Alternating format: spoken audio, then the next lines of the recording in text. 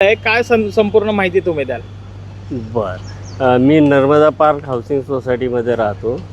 हा नगरपालिकेचा रस्ता आहे आणि हा पावसाच्या आता ह्याच्यामध्ये खचला गेला आहे. तर आता ह्याचा त्रास तर रेग्युलर जाणाऱ्यांना, आम्हालाही दुसरा रस्ता नव्हताच, हा एकमेव रस्ताच आहे आणि तो लवकरात लवकर दुरुस्त करून मिळावा. आणि आता आमची गैरसोय आहेच, तशी आमची वैयक्तिक म्हणण्यापेक्षा इकडनं जाणाऱ्या बऱ्याचशा पब्लिकला तो त्रासदायक गोष्ट आहेच. तसं बघायला गेलं तर रावेत किवळेकडे जाण्यासाठी हा शॉर्टकट रस्ता आहे. देव रोडकडे जाण्यासाठी हायवे, एक्सप्रेस हायवेला पण जायला एकदम शॉर्टकट आहे.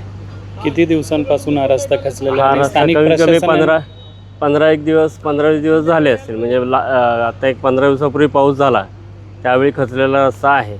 नवीन पूर्ण हे जे रोड बनवण्यात आलं होतं का, या संदर्भामध्ये तुम्ही काय सांगाल? नाही, नवीन पूर्ण चांगला बनवला होता, काही प्रॉब्लेम नाही.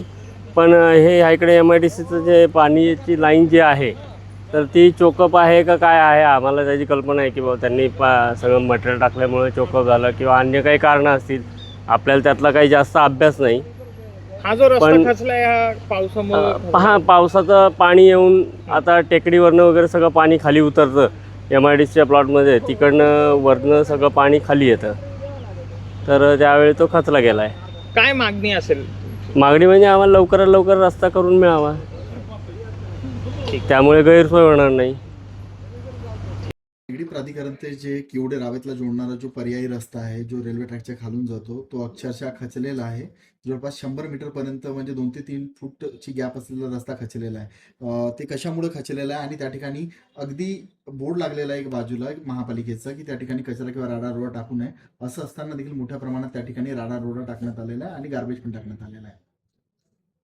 त्याबाबत संबंधित ठिकाणी पाहणी केली, स्थळ पाहणी मी सुद्धा केलेली आहे आणि संबंधित बिल्डरला मी त्याबाबत पत्र देखील बजावलेलं आहे आणि माहिती मागवलेली आहे आणि त्याचं उत्तर आल्यानंतर आम्ही त्याच्यावर योग्य ती कारवाई करू. मॅम, जरी ती जागा जरी त्या खाजगी बिल्डरचे तो असल्याचा दावा करतो, जर असं असलं तरी त्याला त्या ठिकाणी राडा रोडा टाकणं अशा पद्धतीनं अलाऊ आहे का, जेणेकरून म्हणजे सार्वजनिक वाहतुकीला धोका निर्माण होऊ शकतो किंवा शेजारी राहणाऱ्या नागरिकांना पण त्याच्यामुळे धोका उद्भवू शकतो?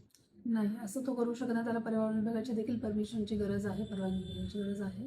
त्यामुळे आपण त्याला पत्र देण्यात आलेलं आहे.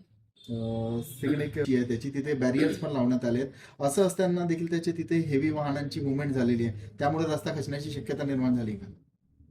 स्थापत्य विभागाकडनं मी त्याचा देखील अहवाल घेत आहे. तो अहवाल आल्यानंतर त्याला सांगितलं. ओके, काय दंडात्मक